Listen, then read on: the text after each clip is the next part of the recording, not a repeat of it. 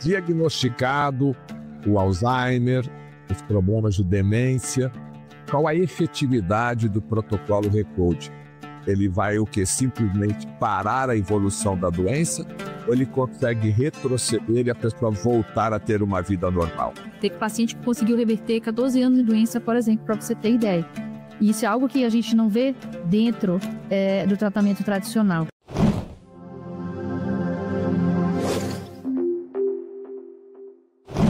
E aí, como é que está a sua memória? Como é que você está pensando chegar nos 60, nos 70?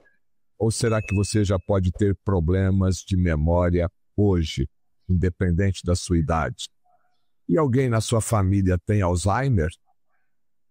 Alguém que já partiu até mesmo com a doença do Alzheimer e marcou os familiares? E você vai ficar de braço cruzado?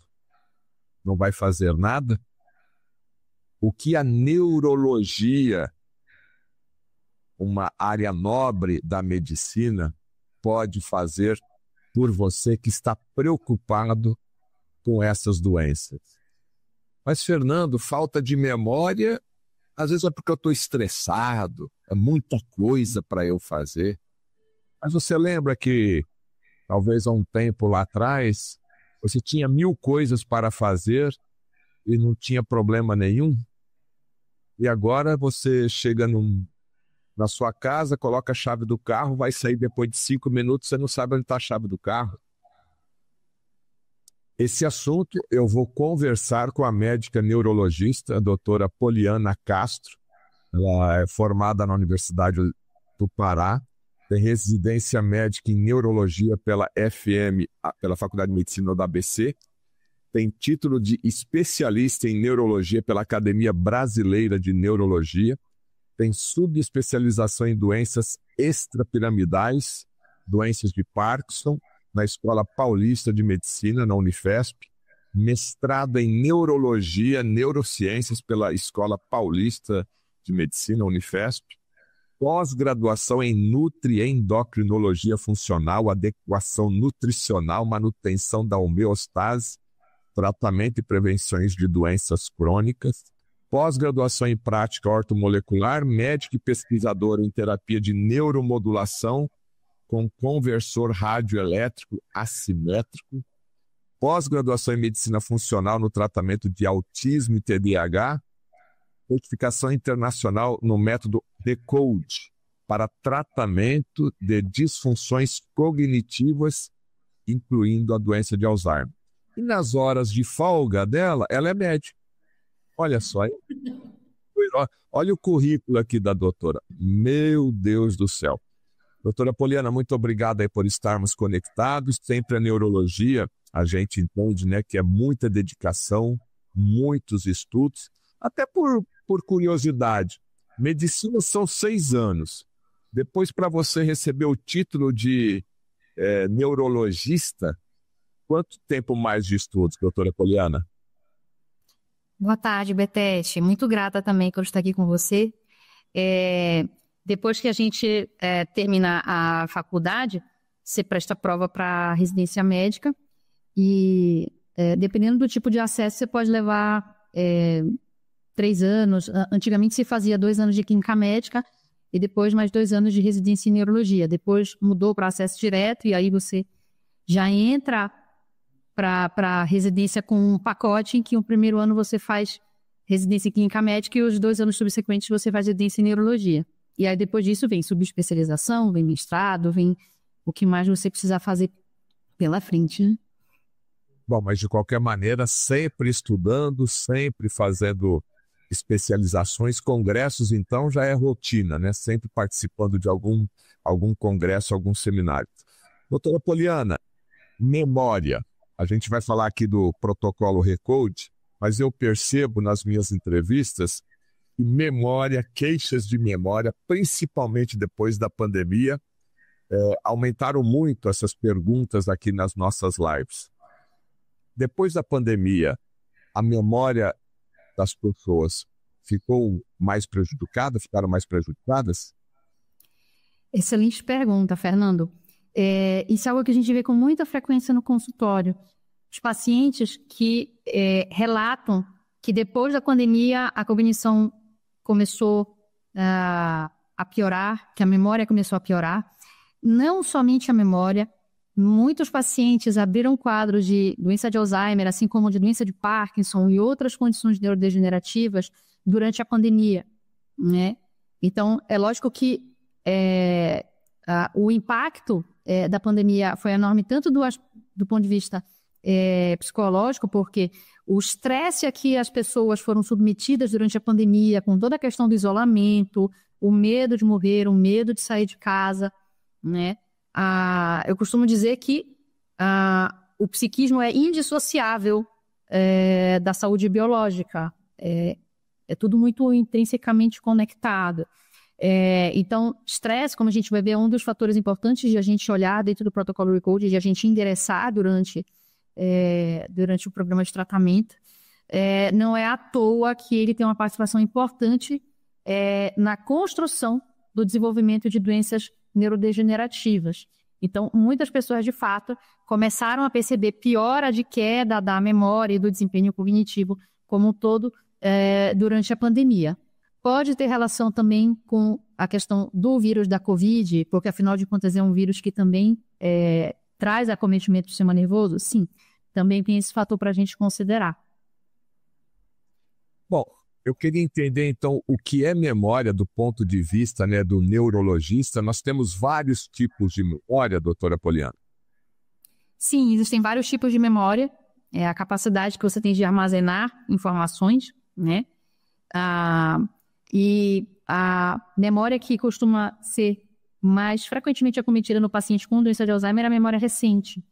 Então, o paciente, caracteristicamente, vai passando a não conseguir lembrar de informações que ele recebeu há pouco tempo. Então, se recebeu uma visita em casa, acaba de esquecer que a pessoa veio até a casa dele, você acabou de falar uma informação, o paciente repete a mesma pergunta porque esqueceu que você já deu essa resposta, né? E, com o passar do tempo, ele frequentemente vai cada vez mais e mais falando sobre coisas do passado, que é o que vai restando dentro da memória dele, aquilo que já foi sedimentado antes da doença começar a acontecer.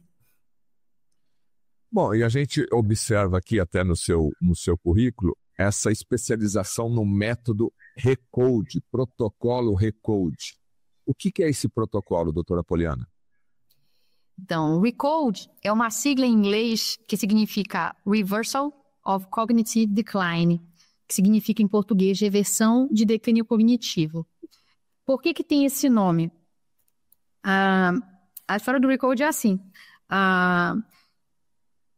Um médico neurologista pesquisador do National Institute of Health do NIH, chamado Dr. Dale Bredesen, ele desenvolveu um programa que buscasse atuar nos fatores causais do que leva ao adoecimento cognitivo, do que leva a processos neurodegenerativos, do que leva ao desenvolvimento de doença de Alzheimer.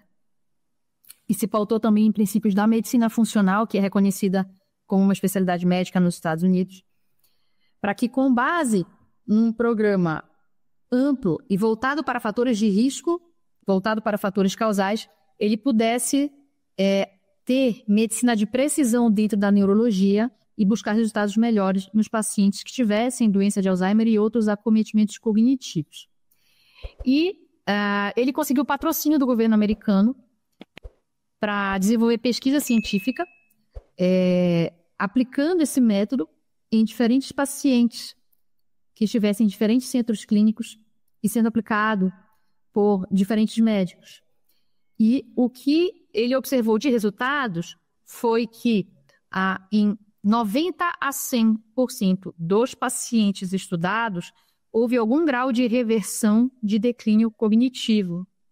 Por conta disso, por conta de ele ter conseguido atingir reversão de declínio cognitivo na imensa maioria dos pacientes que se submeteram a esse programa de tratamento, é que lhe deu esse nome de protocolo RECODE para o programa de tratamento dele. E uma curiosidade também é que RECODE também pode significar reprogramar. Então, como é que você faz para tentar mudar de patamar a tua saúde neurológica, a tua saúde cognitiva, para que o funcionamento da memória possa ter uma perspectiva de mudança, né? Inclusive numa condição tão dramática como é a doença de Alzheimer. Bom, nós falamos aqui, então, do declínio cognitivo da nossa inteligência, da nossa proatividade. Temos a nossa autonomia mental, né? Conversarmos, termos diálogo, estudar, fazer as nossas atividades do dia a dia. Esse protocolo também serve para proteger ou para eu melhorar a minha performance cognitiva, doutora Poliana? Perfeito, sim. Se aplica nessas situações também. Por mais que os pacientes dos primeiros estudos do protocolo Recode, que ocorreram em 2014, 2016 e 2018, tivessem sido pacientes com doença de Alzheimer e pacientes em estágios pré-demenciais, como pacientes com declínio cognitivo leve e transtorno cognitivo subjetivo, a gente sabe que mesmo as pessoas que não tenham queixa cognitiva, elas também podem se beneficiar do protocolo. Então, a gente usa o termo Recode, de reversal, quer dizer, para pacientes que já tenham queixa cognitiva e os pacientes que queiram prevenir, diminuir risco de desenvolver a doença, chama protocolo Precode, que segue basicamente os mesmos princípios.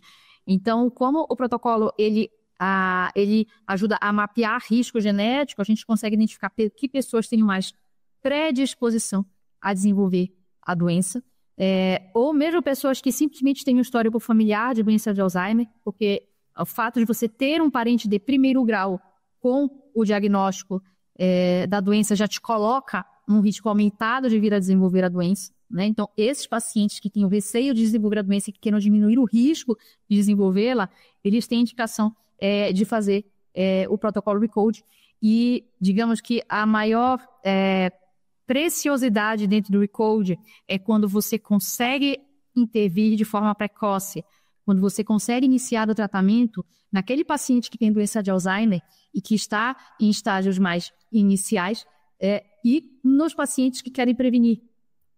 Porque é nessas situações em que os pacientes costumam conseguir extrair o máximo de benefício do tratamento, já que a doença te mostra o sintoma por volta de 60 anos de idade, ou daí para diante, ou até mesmo acima dos 50 anos, e o momento em que você manifesta o primeiro sintoma é só quando está despontando a pontinha do iceberg, porque a doença levou décadas para se construir. Então, o paciente que hoje se apresenta com uma queixa cognitiva, a construção do processo neurodegenerativo dele começou ali décadas atrás, lá quando ele tinha 20, 30 anos de idade. Então, as pessoas mais jovens que têm receio de desenvolver a doença, elas têm na mão uma oportunidade que o seu familiar não teve de buscar intervenção precoce para tentar diminuir o risco de desenvolver a doença. Doutora Poliana, se eu quero ter mais músculos, eu tomo uma suplementação adequada, né? Tem a famosa creatina, eu vou para a academia, eu me exercito, tenho uma nutrição balanceada. Quando você fala desse protocolo Recode, são protocolos de exercícios mentais ou só questão de suplementação, algum medicamento? Excelente pergunta. O protocolo Recode, ele tem alguns pilares essenciais que são pontos de destaque do programa. O programa é muito mais extenso do que apenas esses pilares, mas quem são esses pilares essenciais no programa? Alimentação, exercício físico, atividade física, né? Sono, estresse, manejo do estresse, controle do estresse, né? Suplementação, detoxificação e estimulação cognitiva. Então, assim, se eu tomar um monte de vitamina, isso resolve a questão? Não. Nem é o propósito que colocar a responsabilidade nas vitaminas seja o que vai revolucionar a questão. A suplementação tem um papel essencial dentro do tratamento, mas a remoção de fatores causais que levam à construção do adoecimento do paciente é algo que é de extrema importância e é até prioritário, vem até antes mesmo da suplementação. Então, existe sim orientação em relação ao desempenho das atividades físicas com regularidade e dentro de todos os critérios que o programa solicita, né? Existe a estimulação cognitiva, onde a gente tem como direcionar o paciente para fazer estimulação cognitiva, por exemplo, dentro de uma plataforma que tenha validação científica internacional para isso, né? A mesma plataforma que é utilizada no Recode nos Estados Unidos, a gente tem ela traduzida para a língua portuguesa, então os pacientes brasileiros conseguem fazer essa estimulação cognitiva mesmo dentro de casa, né? Lógico que dentro do consultório a gente avalia caso a caso, muitas das vezes o paciente pode não dar conta de fazer esses exercícios cognitivos ou sozinhos, ou às vezes mesmo com o suporte de algum familiar ele pode ter dificuldade, pode ser necessário que ele faça uma reabilitação cognitiva com um profissional especializado nisso. Então, tem uma série de detalhes ao longo do tratamento que a gente identifica acompanhando o paciente, já que é um programa médico individualizado de tratamento, né? Daí o termo medicina de precisão, né? Mas isso tudo faz parte do que é preconizado que o paciente siga ao longo do programa de tratamento. Bom, um paciente ou um familiar, os familiares que te procuram nesse processo de, principalmente, bom, são os dois, né? De prevenção, quem está cuidando da sua saúde. Eu quero chegar aos meus 70, 80, 90 anos em perfeita atividade mental e física. E tem aquele outro que já chega com o paciente aí já debilitado do ponto de vista de cognição, a questão do próprio Alzheimer. E pelo que você acabou de relatar, exercícios físicos, uma boa nutrição, são os pilares de qualquer prevenção, qualquer doença, né? Diabetes, problemas cardiovasculares. Então, onde que estaria a diferenciação mesmo do protocolo Recode em relação à doença de Alzheimer, em relação à performance da cognição, à performance da memória? Bom, vamos lá. Uma coisa que é um tanto óbvia, mas eu não canso de explicar sempre para os meus pacientes, é que o cérebro faz parte do todo. Então, algumas questões relacionadas com mudança de estilo de vida que beneficiariam a saúde do paciente como um todo, vão beneficiar também o sistema nervoso. Isso é fato. Então, de fato, alimentação, atividade física, controle de estresse, vão beneficiar o paciente em relação à saúde dele como um todo e até no tratamento de outras doenças que ele esteja tratando ou que ele esteja prevenindo, buscando prevenção. Isso é verdade, né? Mas o programa, como eu mencionei há pouco, ele se pautou em tudo aquilo que se correlaciona com desenvolvimento de adoecimento cognitivo, além de desenvolvimento de processos degenerativos neurológicos e de doença de Alzheimer. Então, acaba que ele abarca uma quantidade muito grande de princípios a serem implementados ao longo do tratamento, que é um tratamento de longo prazo, não é um tratamento de curto prazo, né? E aí, tendo em vista que ele se pauta também em uma série de minúcias que dizem respeito particularmente ao desenvolvimento do adoecimento cognitivo, a gente faz uma espécie de escaneamento em cada paciente de quais são esses fatores de risco que estão provavelmente fomentando o desenvolvimento daquele processo neurodegenerativo e o avançar desse processo para cada paciente. Por exemplo, a gente pesquisa os fatores relacionados com neuroinflamação, com dano autoimune para o sistema nervoso, com fatores tóxicos para o sistema nervoso, com resistência insulínica ou toxicidade pelo açúcar, já que açúcar é um veneno para o cérebro, né? Fatores metabólicos, vasculares, hormonais, traumáticos, toda e qualquer sorte de fatores relacionados com o estresse que possam ter implicações em relação a isso. Então, quando a gente está avaliando o paciente, a gente faz baterias de exame, em grande parte laboratoriais, para identificar que fatores devam estar na raiz do adoecimento desse paciente. Por exemplo, nível sanguíneo de homocisteína, que se correlaciona, quando aumentada, com o aumento do risco de desenvolvimento de demência. Isso já é algo notório e sabido desde a praxe tradicional, né? Que aumenta tanto o risco de doença cerebrovascular, ou seja, do paciente ter AVC, como aumenta o risco de paciente desenvolver demência, seja ela doença de Alzheimer ou outra demência, né? Aumenta o risco de infarto, né? Que mais a gente pesquisa? A gente pesquisa fatores tóxicos no sangue, então a gente faz uma espécie de screening. Você faz um check-up fisiológico do corpo inteiro e também, logicamente, de marcadores cerebrais. Algum exame de imagem também? Sim, a gente utiliza exames de imagem, embora, pasme, não sejam os mais importantes no protocolo RECODE. A gente utiliza, sim, exames de neuroimagem, inclusive medindo o volume de determinadas estruturas no cérebro, porque pode haver mudança do volume de determinadas estruturas ao longo do tratamento. Então, os hipocampos, que são estruturas vinculadas com o armazenamento da memória recente, eles podem aumentar de tamanho, de acordo com a literatura, de acordo com o que foi publicado até o momento do protocolo RECODE, eles podem aumentar de tamanho. Então, quando é possível para o paciente fazer o exame, a gente consegue medir o volume antes e acompanhar ao longo do tempo para identificar se houve mudança, se houve aumento no volume dos hipocampos. Estou conversando aqui com a médica neurologista, a doutora Poliana Castro. O assunto de hoje tem a ver com cognição, demência mental, também pela doença de Alzheimer, né? A falta de memória, a memória já não está funcionando de forma adequada. Então, esse é o nosso tema de hoje. Então, deixe esse positivo e compartilhe aqui esta live aí no grupo da família. Todo mundo tem uma titia, todo mundo tem uma vovó, um vovô, né? Um titio.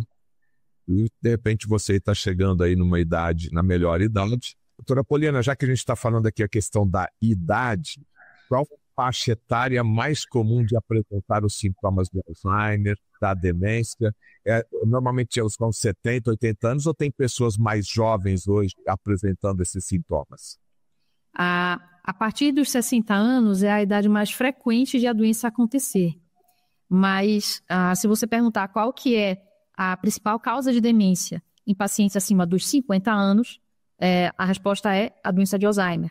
Porque ela pode iniciar de forma precoce, né? Então, ela pode iniciar antes ainda do que a faixa etária mais esperada. E o envelhecimento, ele é fator de risco para o desenvolvimento de demência, inclusive da doença de Alzheimer. Então, quanto mais a idade avança, maior o risco do paciente desenvolver a doença. Tanto porque existem questões inerentes ao envelhecimento que afetam a cognição, mas principalmente porque a gente acaba, ao longo do tempo, quanto mais anos vividos, mais a gente se expõe a fatores epigenéticos desfavoráveis que aumentam o risco de desenvolver demência. Tá. Bom, você falou vários fatores, né, doutora Poliana, que auxiliam, que promovem, que ajudam, que escalam mais a doença de Alzheimer, prejudicando aí, inclusive, a questão da memória, a cognição, né? Eu queria fazer uma breve relação entre diabetes e Alzheimer. Tem uma relação muito forte? As pessoas diabéticas hoje, elas devem se preocupar mais com o Alzheimer? Sim. O que existe em comum entre o diabetes e a doença de Alzheimer é justamente a questão da resistência insulínica, que está na origem de ambas as doenças, e que é um fator de risco já reconhecido há décadas pela literatura científica como algo que te leva com risco aumentado a desenvolver demência, né? Assim como leva, logicamente, para o desenvolvimento de diabetes. Então, é muito frequente a gente receber pacientes diabéticos que estejam desenvolvendo doença de Alzheimer, assim como a gente recebe pacientes que já estão desenvolvendo doença de Alzheimer e que não receberam ainda, por exemplo, o diagnóstico de diabetes, mas que eles já têm alterações em exames laboratoriais, ele já tem sinais notórios de resistência insulínica, né? Ele já tem parâmetros laboratoriais que te mostram que, se ele não desenvolveu ainda, ele vai acabar desenvolvendo diabetes em algum momento. Então, existe uma correlação enorme, sim, entre essas duas condições. Tá certo, então. Bom, diagnosticado o Alzheimer, os problemas de demência, qual a efetividade do protocolo RECODE? ele vai o quê? Simplesmente parar a evolução da doença, ou ele consegue retroceder e a pessoa voltar a ter uma vida normal? Fernando, dentro dos estudos que foram publicados do protocolo RECODE, existem tabelas nos artigos científicos onde o Dr. Dale Bredesen coloca, enumera os pacientes e descreve como que o paciente, em que situação que o paciente chegou e que tipo de ganhos que o paciente teve ao longo do programa. Dentro das descrições da evolução dos pacientes nos estudos publicados pelo Dr. Dale Bredesen, teve paciente que conseguiu reverter 14 anos de doença, por exemplo, para você ter ideia.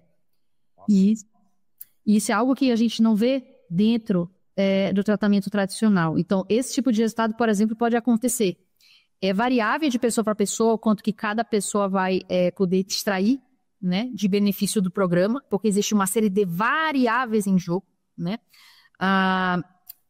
O que a literatura traz do protocolo RECODE foram esses primeiros estudos de 2014, 2016 e 2018, em que 90% a 100% dos pacientes que tinham doença de Alzheimer ou estágios pré-demenciais tiveram algum grau de reversão de declínio cognitivo.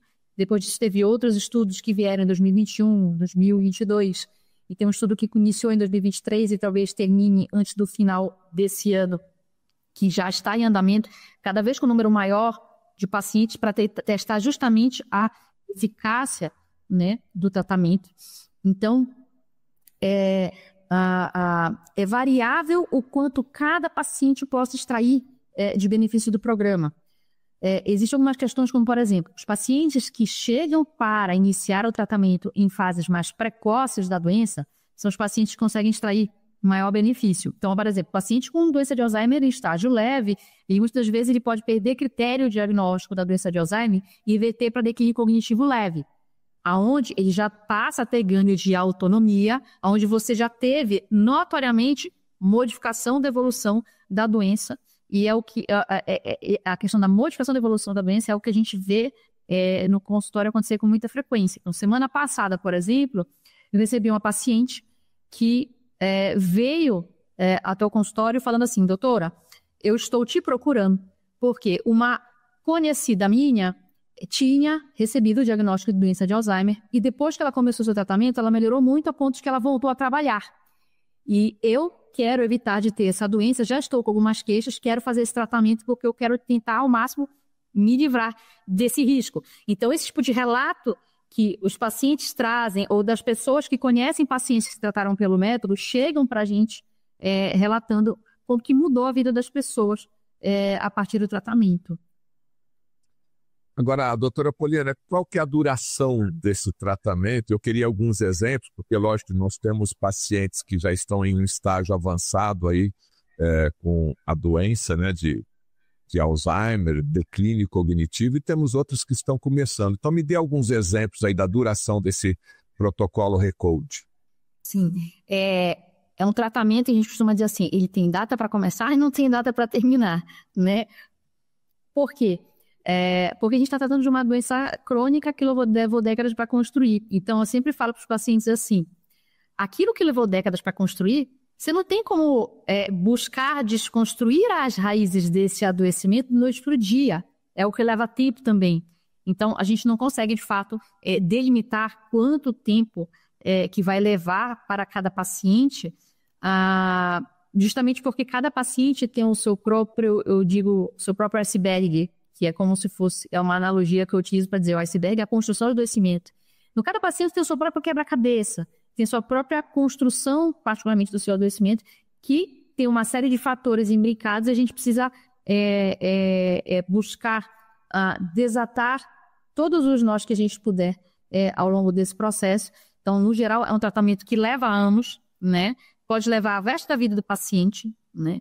Como pode acontecer de o paciente, por exemplo, passar 2, 3 anos em tratamento e às vezes já está no período de manutenção em que ele está apenas buscando manter performance cognitiva, sendo que ele já tenha atingido, por exemplo, uma cognição normal. Muitos pacientes com declínio cognitivo leve têm esse tipo de evolução. Eles chegam com queixa cognitiva, já começando a impactar nas atividades do dia a dia, porém ainda não chegaram ao ponto de preencher critérios para a doença, e no que eles iniciam o tratamento, eles vão revertendo o declínio para uma cognição mais eficiente, conseguem voltar para uma vida normal, muito frequentemente com uma cognição superior, com desempenho cognitivo superior àquele que tinham no início do tratamento, e depois eles acabam entrando em manutenção. Então, às vezes, um paciente que esteja numa fase dessa de tratamento, numa fase mais precoce, no estágio pré-inicial, por exemplo, ele pode, às vezes, levar, por exemplo, 3, 4 anos para tratar tudo o que precisava e tentar trazer a cognição dele para um funcionamento cognitivo normal, e depois disso ele entrar em manutenção apenas para se manter distante da rota do adoecimento. Isso para sinalizar exemplo, mas realmente é extremamente individual, não tem uma fórmula de bolo, não. Bom, mas aí o familiar ou o próprio paciente vai te perguntar: doutora Poliana, em quanto tempo eu começo a perceber que eu já estou melhorando, independente do nível e do estágio dessa doença? A pessoa começa a ter uma percepção de melhora, os familiares, em quanto tempo? Essa é uma pergunta bastante frequente. E a resposta é individual, a gente tem como prever. Dê exemplos, vamos lá. Muitos pacientes chegam para a primeira consulta e, quando retornam na segunda consulta, ou o paciente percebeu algum tipo de melhoria, ou a família percebeu algum tipo de melhoria. Muito frequentemente, a família, por exemplo, pode perceber que a atenção tenha melhorado, ou que algum aspecto da comunicação que estava prejudicado possa ter melhorado, né? Ou, às vezes, o paciente pode ter, por exemplo, melhora da memória e já se apresentar a percepção de que a memória tenha melhorado da primeira para a segunda consulta. Sim, isso pode acontecer. Com frequência, na segunda consulta, a família traz a percepção de que o paciente esteja ficando menos repetitivo, né? Que ele esteja conseguindo guardar mais informações recentes do que antes de iniciar o tratamento, né? É igual para todo mundo? Não, não é igual para todo mundo. Mas é um exemplo que eu posso te dar de situações em que, muitas das vezes, com pouco tempo de tratamento, o paciente consiga já perceber que tem algum aspecto de melhoria em relação à cognição que ele tenha percebido. Mas eu sempre digo que a percepção de mudança da família do paciente, ela não deva ser algo a ser utilizado como o primordial para você ditar se você está no caminho certo ou não. Porque o iceberg de cada paciente é extremamente individual.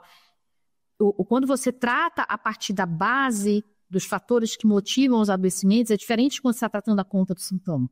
Então, vamos supor que um paciente com doença de Alzheimer, ele tenha sintomas psicóticos, tenha alucinações, e ele volta e meia apresente episódios em que ele acha que tem um ladrão que está querendo entrar dentro da casa, que tem um bandido ali na janela querendo entrar dentro da casa dele, isso promova agitação, risco de ele se machucar, de querer fugir de casa à noite.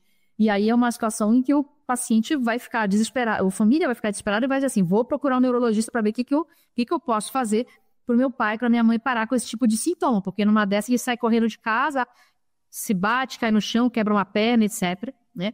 Então é uma situação em que emergencialmente você precisa de algo para contornar aquele sintoma. Então, quando o paciente vai ao neurologista tradicional trazendo essa queixa, o neurologista, por exemplo, passa um tipo de medicamento para tratar a psicose, para suprimir o sintoma psicótico, ele está atuando aonde? Na ponta do sintoma. Ele não está atuando na base do iceberg, ele não está atuando nos fatores que motivam o adoecimento.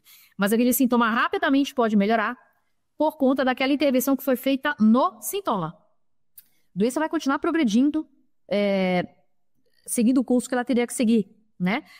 Se você tira o medicamento, o sintoma volta a aparecer. No protocolo RECODE, na abordagem integrativa em neurologia, não é assim que funciona, porque a gente não está tratando o sintoma, a gente está tratando a partir da base, a gente está tratando o paciente e não o sintoma. Então, quando você trata a partir dos fatores causais, diga-se de passagem, atuando décadas, né, passaram décadas atuando ali no organismo do paciente para construir doença, você não tem como prever, quando você mexe aqui embaixo nesses fatores, qual é o fator sintoma que vai mudar primeiro. Será que é a memória? Será que é a atenção? Será que é a capacidade de interagir socialmente de forma adequada, cumprindo regras sociais? Né? Será que é a linguagem? Então, assim, não dá para antever, né? existem estratégias, logicamente, que elas podem auxiliar quando algum sintoma seja o que mais está incomodando aquele paciente, né? Mas o foco, e a gente vai individualizando a prescrição de acordo com o que o paciente, o que a família traz, né? E com o que o paciente traz de sintomatologia que mais causa impacto na vida, na qualidade de vida do paciente e da família. Mas a gente realmente não tem como antever o que vai melhorar em cada momento, o que vai mudar na expressão sintomática quando se trata a partir dos fatores causais. Mas sempre melhora um pouco, pelo menos, né? Sim. Como é que funciona isso da melhora? Tanto pode haver a percepção subjetiva de melhora do paciente, da família, quanto o neurologista experiente nessa área, ele tem como acompanhar a evolução do paciente através de métricas de avaliações neurológicas, e aí ele sabe o que é esperado de acontecer com a evolução do paciente de acordo com a evolução natural da doença, se você não tivesse fazer essa intervenção. E aí, se você entra com essa intervenção, você compara o que seria esperado de como que seria o declínio cognitivo que ele ia ter dentro de a cada ano ou dentro de cada 2 anos, e como o paciente está evoluindo quando você implementa o Recode. Então, tem pacientes, por exemplo, que eles podem estar em fases, por exemplo, mais iniciais e você perceber em fase leve, fase moderada, que o paciente tenha melhorado aspectos da cognição e do comportamento. E pacientes, por exemplo, que estejam em fases mais tardias e que, às vezes, seja mais escasso de se perceber no dia a dia pela família que o paciente tenha melhorado algum aspecto de forma muito intensa, mas quando você compara a evolução dele através de métricas de neurologia dentro do consultório, você consegue ver que ele está tendo uma evolução diferente, melhor do que aquela que ele teria se ele tivesse aprendido a evolução natural da doença, né? Então, ao invés de ele apenas declinar, ele pode demorar mais tempo para atingir uma fase mais comprometedora da doença, onde ele tem um acometimento mais significativo, pode demorar mais para atingir esses estágios mais avançados. Isso é outra coisa que a gente observa também dentro do consultório. Estou conversando com a médica neurologista, a doutora Poliana Castro. Nosso tema aqui de hoje tem a ver com a doença de Alzheimer, cognição, né, o rendimento mental e também aí os problemas relacionados à memória. Doutora Poliana, na sua vasta formação, a gente percebe aqui no seu currículo a sua preocupação com essa medicina integrativa, né, com essa medicina ortomolecular, para essa medicina funcional. Cada grupo de médicos dá um nome, né, para essa medicina mais integrativa, mais sistêmica mesmo. Inclusive, você fez o curso, né, com o Dr. Lai Ribeiro, da Nutri-Endocrinologia Funcional, Prática Ortomolecular. O que isso contribui, né, essa visão mais integral do corpo humano, como você falou no começo, né, porque o cérebro está dentro do corpo humano. O que isso contribui aí para o sucesso do método, do protocolo Recode? O protocolo Recode, ele essencialmente utiliza a medicina funcional, né? Então, ele essencialmente considera a importância de a gente olhar para a saúde como um todo e como que isso afeta a saúde neurológica. Porque se a gente olhar só para a parte, se a gente olhar só para o sistema nervoso, sem olhar o todo, sem olhar como o todo acomete a parte, a gente vai estar longe de estar oferecendo o melhor que a gente poderia em termos de tratamento para aquele paciente, né?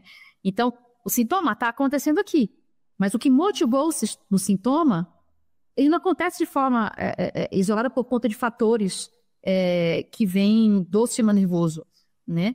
A gente tem uma barreira de proteção do sistema nervoso, chama barreira hematoencefálica.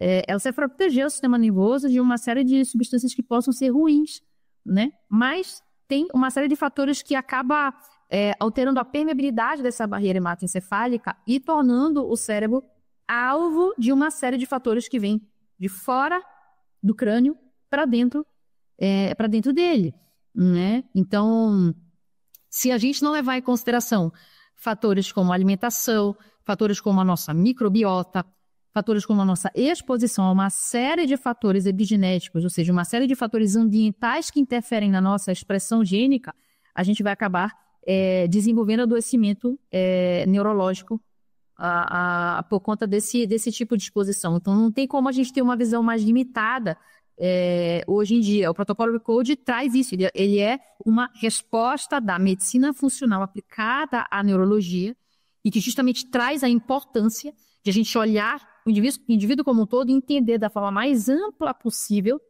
como a exposição a esses múltiplos fatores podem afetar a saúde neurológica e acarretar a construção de um adoecimento grave, como a doença de Alzheimer, assim como a doença de Parkinson, entre outras doenças neurodegenerativas graves, que classicamente são doenças difíceis de tratar, difíceis de você modificar a evolução da doença e que tornam a neurologia uma ciência conhecida por brilhantes diagnósticos e pobres resultados, né? A medicina funcional aplicada à neurologia, com todos os seus requintes de individualização dentro da medicina de precisão, começa a mostrar para a gente um caminho em que a qualidade de vida do paciente muda, o desfecho do paciente muda, a evolução do paciente muda, né? O destino dele em relação a como seria com a doença antes e depois do protocolo RECODE, antes e depois da medicina funcional, muda completamente.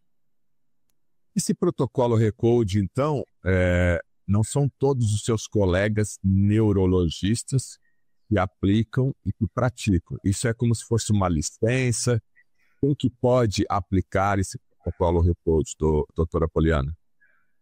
Então, o protocolo RECODE é preconizado pelo Dr. Dale Bredesen que ele seja aplicado por médico certificado internacionalmente do método, né? Eu sou a única neurologista no país que tenho a certificação internacional no método RECODE atualmente, né? Então, ele preconiza que esse método seja aplicado por um médico certificado. Por quê? Porque o programa é extremamente extenso. Não é só uma questão de você comprar um livro que ele tenha publicado, especialmente, por exemplo, para o público leigo sobre o que se trata, e por mais que ele coloque uma série de informações sobre os princípios do programa, você ler esses livros, você fazer uma pós-graduação em medicina funcional, isso não te traz tudo o que você precisa saber para você aplicar tudo que precisa do método, né? É um método bastante extenso, tem muita informação, não somente da medicina funcional geral, mas muitas informações que são específicas da neurologia com abordagem integrativa, né? Então, você acaba não tendo como fazer isso, a implementação do programa, se não for com um médico certificado, por conta de todos os detalhes que são passados no ensino, na capacitação do médico durante a certificação internacional. Olha só que informação importante, né? Estou conversando aqui com a doutora Poliana Castro, médica neurologista. Informação importantíssima aqui, né? A única profissional no Brasil credenciada aí a utilizar o protocolo RECODE para o tratamento aí da doença de Alzheimer, declínio cognitivo, né? Declínio da memória.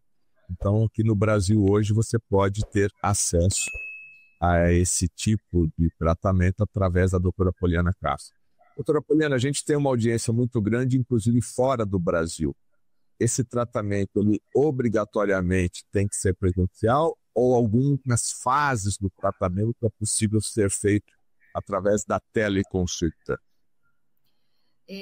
Sim, a teleconsulta ou atendimento online costuma viabilizar a aplicação do protocolo RECODE para pessoas que moram em outros estados. Na verdade, boa parte dos pacientes que eu atendo e que eu aplico o protocolo RECODE, boa parte deles são pessoas que não estão aqui em São Paulo, né? Eu atendo pessoas do Brasil inteiro, assim como atendo pessoas de fora do país que fazem consulta online, porque, pasme, mesmo nos Estados Unidos, não é fácil você encontrar um neurologista que seja certificado no método RECODE, né? Então, tem paciente em Portugal, paciente no Chile. Por quê? Porque não é fácil você ter acesso a um profissional que conheça esse protocolo, embora já tenha mais de 10 anos que a primeira publicação dele saiu, e não é fácil ter um neurologista que tenha feito a certificação. Hoje em dia, a gente já consegue fazer praticamente tudo que precisa do protocolo à distância, né? Até a avaliação cognitiva do paciente a gente consegue fazer de forma online, né? Na imensa maioria dos pacientes. Então, assim, o tipo de métrica que eu preciso aplicar, eu consigo aplicar presencialmente, assim como consigo aplicar online com o paciente. E a pandemia nos ensinou muito a respeito disso, porque a gente foi desafiado a precisar inovar e trazer para o online, como é que eu faço para avaliar parâmetros X, Y, Z se o paciente não está presencialmente, né? Quando eu preciso palpar o paciente, quando eu preciso tocar no paciente, eu realmente preciso dele presencialmente para isso. Mas quando eu vou avaliar a cognição, eu basicamente avalio através de testes cognitivos, através de tarefas que eu peço para o paciente fazer. E isso é medido através de perguntas e respostas, de coisas que eu peço para o paciente escrever e mostrar para mim o que ele fez. Então, assim, hoje em dia, é muito difícil ter uma situação em que eu não consiga aplicar o teste cognitivo num paciente por conta da distância ou por conta de ser online. Precisaria ser um paciente com nível de acometimento cognitivo muito grande. E aí, nesse paciente, eu teria dificuldade de conseguir extrair dele respostas no teste cognitivo, tanto presencialmente quanto online. Então, no fim das contas, a gente consegue aplicar o método mesmo à distância.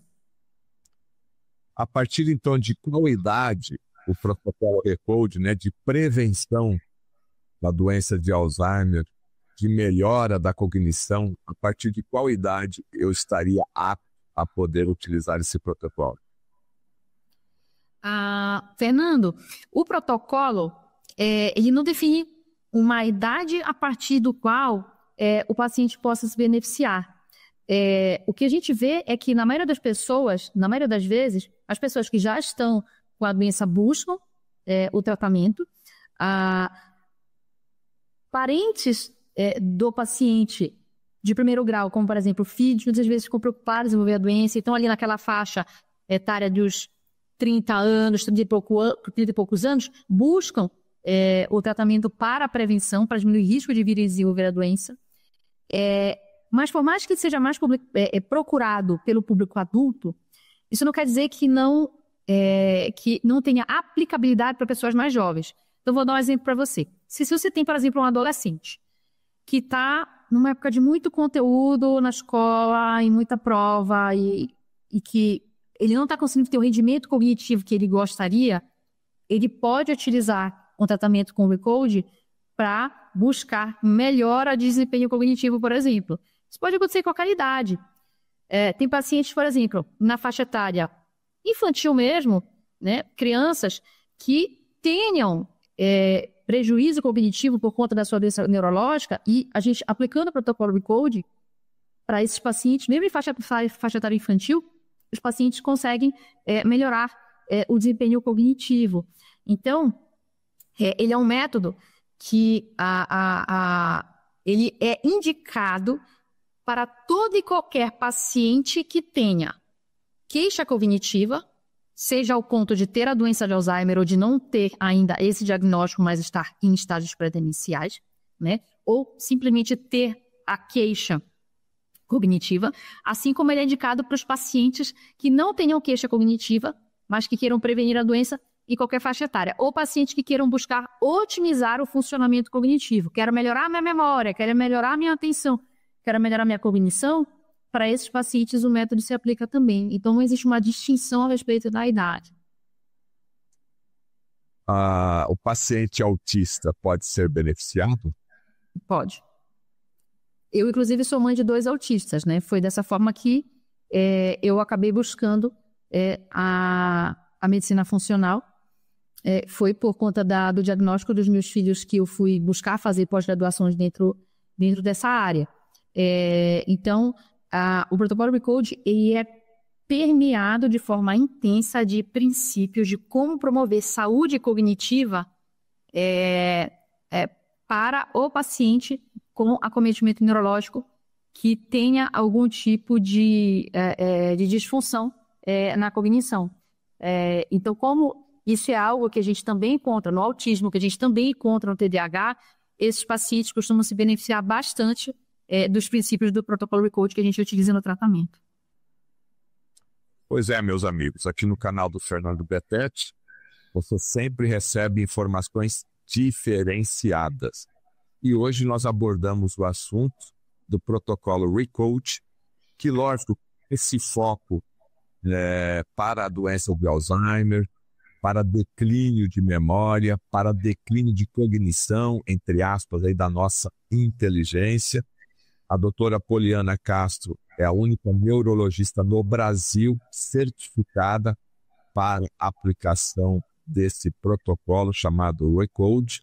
Então, você que tem um paciente, você que tem um familiar com essas queixas, né, avançando a doença de Alzheimer, diminuindo aí essa questão da memória, da sua cognição, entre aspas, da sua inteligência, esse método pode ser muito útil, esse protocolo pode ser muito útil para você. Então, não tenha dúvidas. Aqui eu vou deixar o telefone, vou deixar o contato, vou deixar o site aqui da doutora Poliana Castro para que você tire as suas dúvidas. Não importa de qual lugar do Brasil ou até mesmo do mundo, você tenha essa queixa, como ela resumiu bem, né? Você está com alguma queixa no funcionamento aí do seu cérebro, na sua proatividade cerebral, na sua cognição, na sua inteligência, na sua memória. Então, esse protocolo pode ser útil para você ou para um familiar. E quanto antes procurar, melhor é, né, doutora Poliana? Sim, quanto antes procurar, é melhor. A gente costuma falar assim, tempo é cérebro, né? Se os estudos com o protocolo Recode, eles demonstraram que os pacientes que procuram de forma precoce, ao longo da evolução da doença, iniciar o tratamento são aqueles que mais se beneficiam, isso é uma informação preciosa. E quanto antes as pessoas que saibam que esse tipo de tratamento existe, buscarem, tanto melhor para elas. O Dr. Dale Bredesen, quando ele dá aulas em congressos, ele frequentemente termina as aulas dele com um slide onde ele coloca assim, Alzheimer's optional. Quer dizer, o Alzheimer, na visão dele, hoje em dia já é uma opção, desde que você tenha essa visão de buscar ajuda de forma precoce. Quando ele fala assim, o meu trabalho busca que em algum momento a doença de Alzheimer seja extinta. É isso que ele fala com frequência no final das aulas dele. E a chave para que algum dia se consiga extinguir a doença de Alzheimer, com base no que se tem de informação disponível até hoje, especialmente através do protocolo Recode, a chave para isso é a intervenção precoce. Então, se você recebeu o diagnóstico, quanto antes iniciar a intervenção do protocolo Recode, tanto melhor o tipo de benefício que você vai poder extrair do tratamento. E se você nem desenvolveu a doença, mas você simplesmente tem uma queixa cognitiva ou você não tem queixa alguma e você quer diminuir o teu risco de desenvolver essa doença, a gente consegue mapear o risco genético de cada paciente dentro do consultório e com isso aplicar um programa individualizado que vise mudar o destino, tirar o paciente da rota do adoecimento quando ele vem em estágios mais precoces, dentro de um timing adequado de tratamento, né? Informação é fundamental. O tempo também no tratamento dessa doença é fundamental. Então, ao primeiro sinal, não está legal, procure ajuda. No caso aí da doutora Poliana Castro, neurologista, essa abordagem mais integrativa, onde utiliza-se protocolo Recode aí para melhorar a performance cerebral de uma maneira geral. Doutora Poliana, muito obrigado. Até a próxima live. Obrigada, Fernando. Foi um prazer estar com você aqui. Obrigada. Boa tarde, até a próxima. Olha, as informações da doutora Poliana estão aqui o site, está aqui o WhatsApp. Não fique com dúvidas, tá? Tirar dúvida não custa absolutamente. Entre em contato com a doutora Poliana. Deixe o seu positivo, se inscreva no canal do Fernando Bepet. Até a próxima live. Tchau.